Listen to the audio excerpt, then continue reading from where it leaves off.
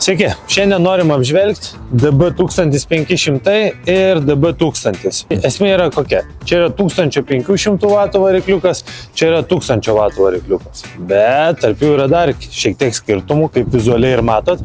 Čia yra 14 colių ratai, priekį 14 stovi ratukas, gale stovi 12. Žaliam, mažesniam, tūkstantiniam yra 12-10. Tai kaip pavyzdys, čia sėdynės aukštis yra, apsimėsiu, kad žinau, čia yra 68, čia yra 62. Tai čia vadinasi nuo sėdynės iki žemės, toks atstumas bus šitam. Dar esminis skirtumas tarp jų, kad čia stovi ličio jonų baterija, jinai bus 48 voltų, ne? Šičia stovi gelinės švininės tos vadinamos, standartinės, kur daugumoje ir keturačių išvysit, tai yra 3 baterijos po 12 voltų, tai 36. Tai šito sukimo momentas bus ir šiaip didesnis ir ličio jonų baterija. Jinai iš savęs patvaresnė, ilgiau tarnauja ir greičiau kraunasi, lyginant su šito. Bet puikiai laiko ir šitos baterijos. Kokiam amžiui skirti?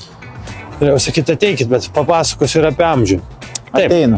Šitas dydis, jisai realiai jūs galite orientuotis kaip 20-24 colių dviratuką, jeigu turit, kad artimiau būtų kaip suprasti tą dydį. Aišku, galite palyūgyti, tai čia maždaug būtų nuo kokių 6 galima metų, manau, sodinti, 6-7 metų. Šitas šiek tiek kur aukštesnis yra, su 68, manau, kad nuo minimum nuo 7 metų bus. Bet aišku, vaikai skirtingi, gali būti vienas aukštesnis, kitas žemesnis, tai čia jau reikėtų gal į vietą atvažiuoti ir pasirinkti, pasimatuoti, kuris labiau tinka. Šitas ir šitas turi greičių reguliavimus. Čia su rakteliu, vat, kaip čia žiūrėk, yra atsirakinat, atsisukat varžtelį. Ir va čia jau atsukęs esu, galiu parodyti.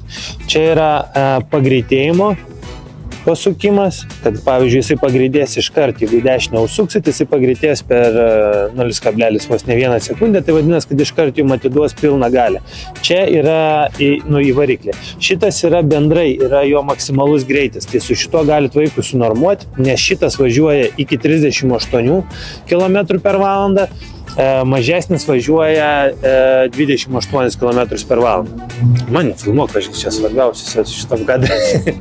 Tai va, tai čia galit normuoti, ar jisai darys tą po truputį pagreitėjimą. Tai dabar užstatėm maksimalų greitį ir užstatėm pagreitėjimą. Va, matot, po truputį bėgėjasi. Dabar galim perstatyti. Iškart daug greičiau įsibėgėja.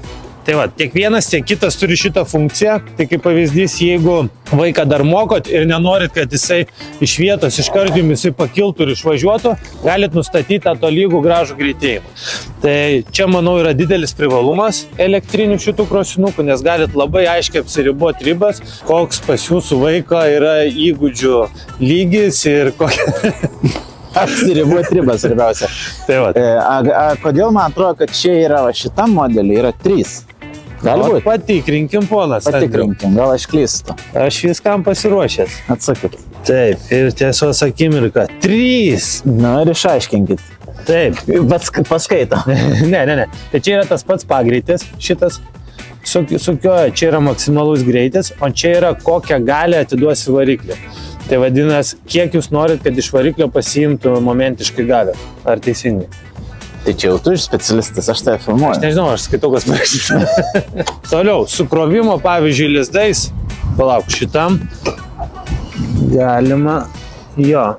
Šičia su ličio jonų baterija yra patogiau įsitraukti. Nu, nėra visai patogu įsitraukti, bet jeigu atsisuksit va sėdynės varžtą, pasikelsit, čia stovi baterijos visas blokas, kurį galėsit ištraukti. Su šituo modeliuku, kur yra ne ličio jonų baterija, ten jau reiks po vieną atsukinėti, nes ten stovi standartinės tos baterijos. Tai va, tai privalumas renkantis ličio jonų bateriją, lyginant su atsidinėm tom, kad bus lengviau prižiūrėti, ypač pavyzdžiui žiemą. Turi diskinius stabdžius, tiek vienas, tiek kitas, ne būgninius. Kas būtų keista, jeigu būtų tokie būgniniai stabdžiai tokiam agregate. Galit pasižiūrėti variklį, ant kiek skiriasi 1000 W ir 1500 W. Tai nėra būtent, kad tai tik skaičiukai, bet ir matosi iš pačio variklio dydžio, kad tikrai čia yra galingesnis variklis, ne šiaip savo tik skaičiai parašyti. Amortizacija, kaip ir matėte, atlaiko tokį storulį kaip ir aš. ir priekinis amortizatorius puikiai irgi amortizuoja. Šiaip reikėtų atkreipdėmėsi, kad tikrai minkšti labai. Jo, šiaip minkštinės dažnai pigiuose, pavyzdžiui, krosiniuose ar keturačiuose būna amortizatoriai neamortizuoja, ten labiau butaforiniai. Tai čia, kaip matot, puikiai veikia. Aišku, su vaiko svorio lengvesniu nebus. Jis toks, kaip čia dabar aš rodau, bet jisai puikiai funkcionuos. Tai galės ir sunkesnio svorio, ir lengvesnio svorio pavažiuoti su to krosiniu, tai tikrai niekas neatsitiks. Tai va, nežinau, dar kažką jūs norėtumėte sužinoti apie šitos krosinius. Turi kojelę, galite pasistatyti, kur norit. Ką aš norėčiau sužinoti? Taip. Norėčiau sužinoti, ar reikia daug įgūdžių vaikui, kad jis galėtų naudoti šito prietaisu? Ne. Būtent šitais, ne benzininiais, ne su benzininiais yra sudėtingiau šiek tiek vaiką išmokyti, nes sunku akceleratorių nustatyti ir taip toliau. Su šituo tikrai yra lengva, nes jūs galite, kaip ir rodžiau prieš tai, nusistatyti tą pagreitį, koks maksimalus greitis. Vienintelis dalykas, norint lengviau išmokyti, tai kad vaikas mokėtų važiuoti su dviračiu, kad mokėtų laikyti lygsvarą. Jeigu moka važiuoti be pagalbinių ratukų, gali tikrai drąsiai sodinti ant šito ir jisai drąsiai pravažiuosim per pirmą dieną tikrai išmoks. Kur mus dabar galima aplankyti, kad pažiūrėti tokį gyvai daiktą? Šalta. Greičiau. Mus gyvai galit čia, kur filmuojam Kaune, tai yra Taikos prospektas 43, Vilnius Savanorių prospektas 187 ir Klaipėda Mainų gatvė 5. Tai laukiam visuose parduotuvėse turim šitos krosinius motociklus ir su jais galėsit ir pabandyti pavažiuoti ir nusipirkti ir viską, ką tik norėsit. Jeigu galit, kadangi šalta ir striukų įmonė neparūpina, tai galėtumėt pasiekti mus, pasubscribinti, mums tai labai svarbu.